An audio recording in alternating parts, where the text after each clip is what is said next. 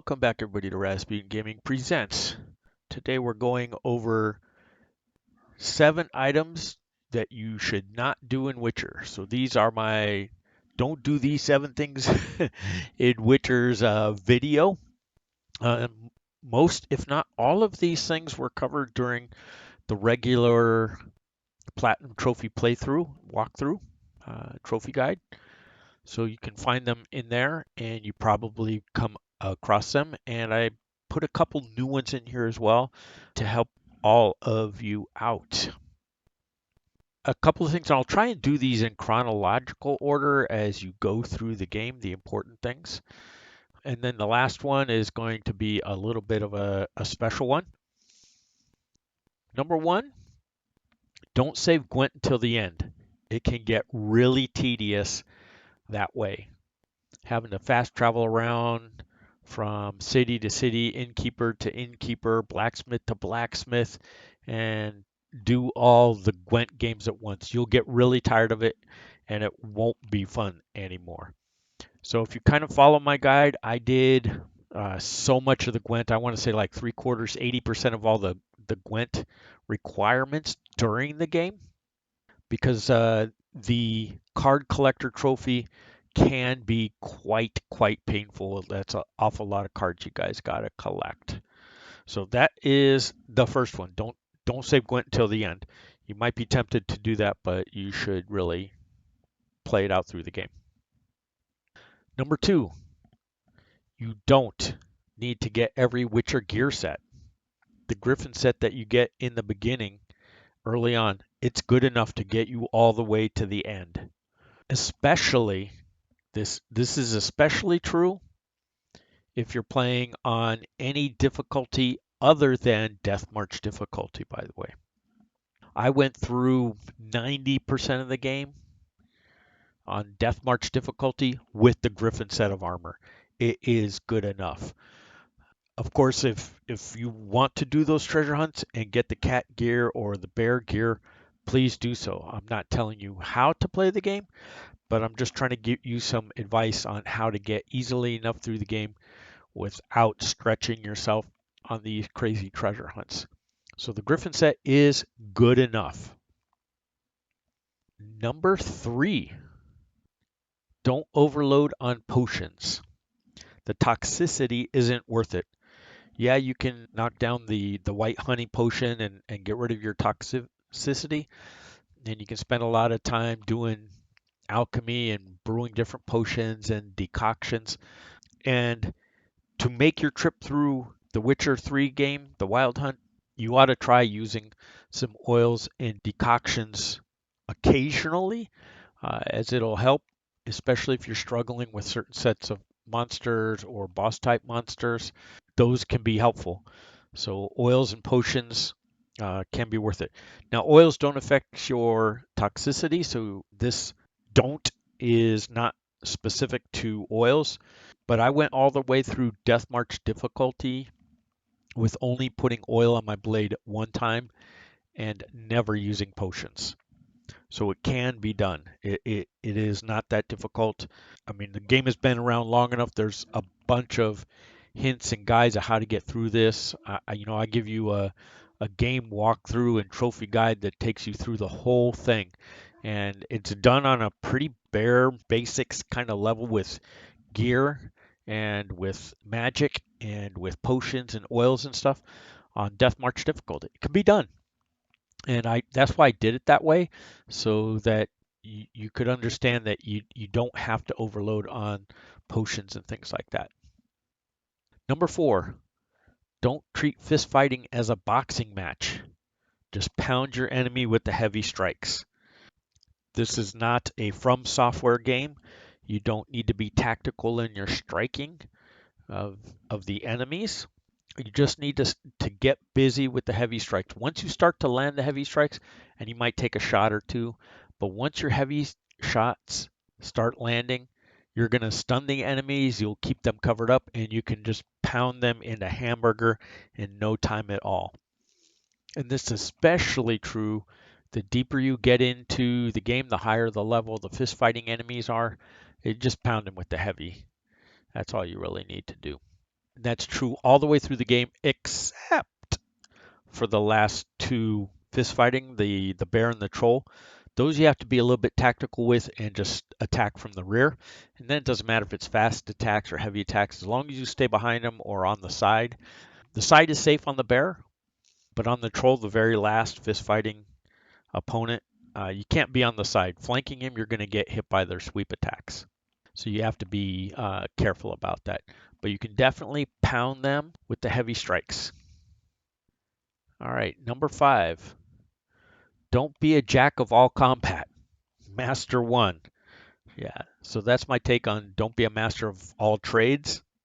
So you don't want to be a master of all combats. You can't be a master of all combats. And I would advise against trying to be a jack of all combats. Pick a style that works for you, focus on one, and use that as your primary way to get through the game, whether it's fast strikes like I did on my Death March difficulty, or heavy strikes because you're good at hitting and dodging out. That's actually a quicker way. It's kind of an oxymoron. The heavy strikes are a faster way to kill the enemies than fast strikes. But I like using the fast strikes and being in there and smacking the crap out of enemies. It gives me a better chance for criticals, gives me a better chance for dismemberment, and those kinds of things that make it much easier. Also, that applies for magic. If you're going to use magic as your main force in combat, you're going to be using a lot of ARDs to stun enemies, Ignis to burn them down, things like that. Then focus on that and just beef up your combat skills a little bit at a time.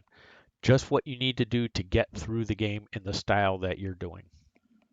Now, either one of these combat styles, magic or melee, can be supplemented successfully with some alchemy work as well. I didn't do that. I didn't spend any points in alchemy at all. Even at the end when I was doing the mop up, at that point I just put a bunch of points in magic in the signs. And if you follow that guide, there is a build where your stamina is almost unlimited. And that means you can just fire off magic after magic after magic and basically stun lock your enemies to the point where they are easy mode to kill. So you might want to try that one out. I'll put the link to that particular video in the description. But that's something that you should not do. Don't be a jack of all combat. Just master one. All right, number 6. And this is kind of a minor spoiler for those of you that have never played the game. But don't try to romance both Triss and Yennefer. You have to pick one.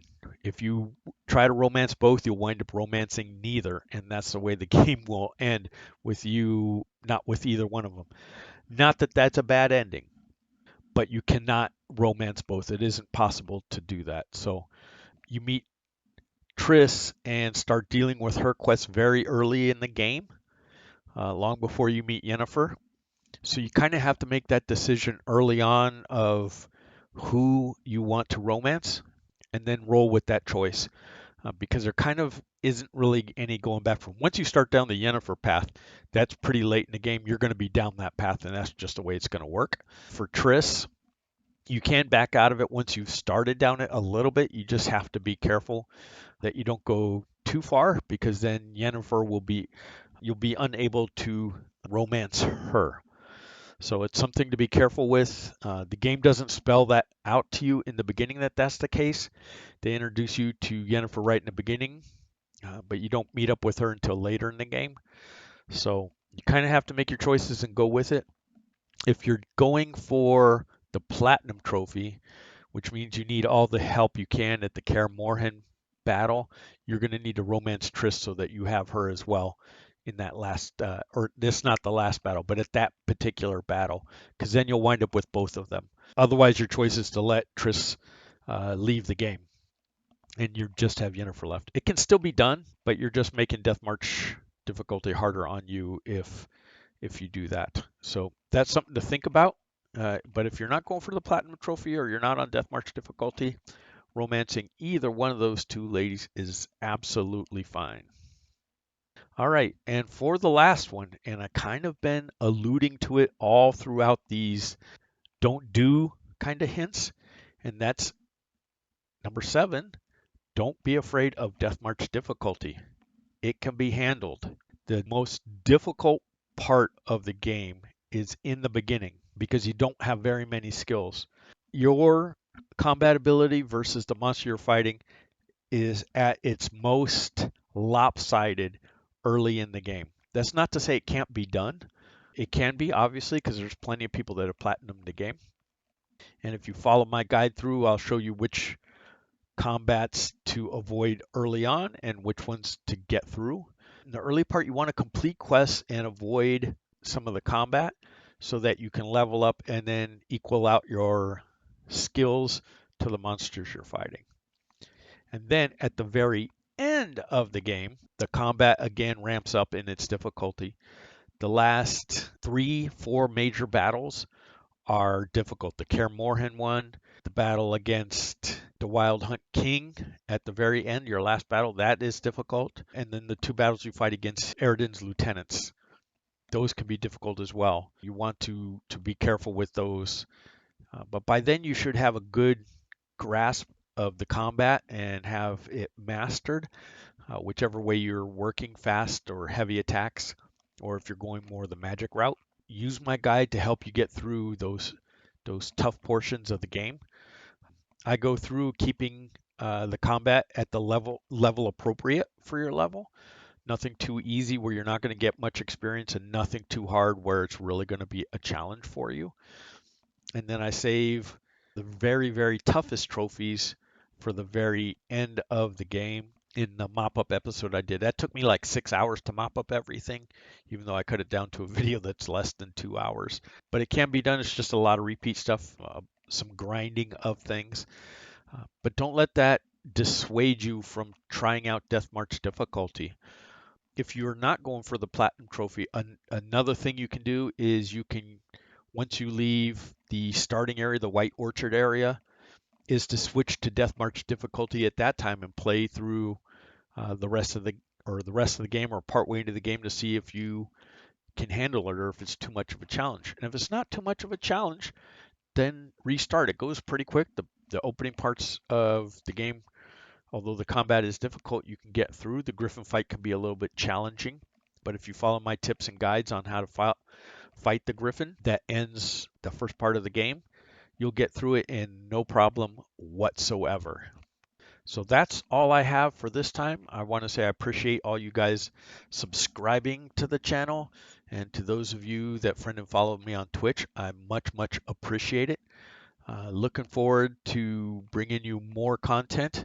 So don't be afraid to hit that subscribe button. Doesn't cost you anything, and it does help me out a bunch.